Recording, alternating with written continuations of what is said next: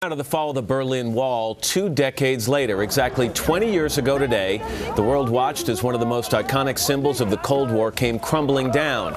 And NBC's Tom Brokaw was the only network anchor there to witness it firsthand. This morning, he's back in Berlin in front of the Brandenburg Gate.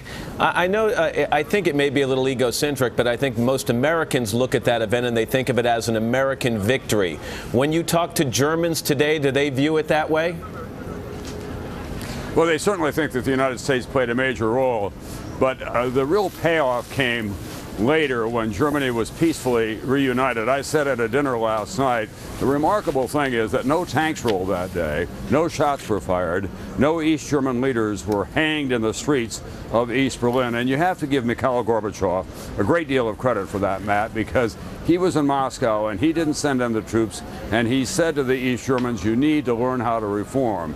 President Bush 41 stood with Helmut Kohl with his grand idea of uniting this country. A lot of European leaders, including Margaret Thatcher, did not want to have it reunited because in the 20th century, Germany had led the world into 2 world wars. There were great fears that could happen again. Now Germany is still trying to heal the wounds. People still think of themselves as being from the East sector or from the West sector. The Eastern Germans feel like they're the poor cousins here. They still have a long way to go in terms of getting this country fully pulled together again. Fascinating look back, Tom. Thank you very much. It's good to see you again.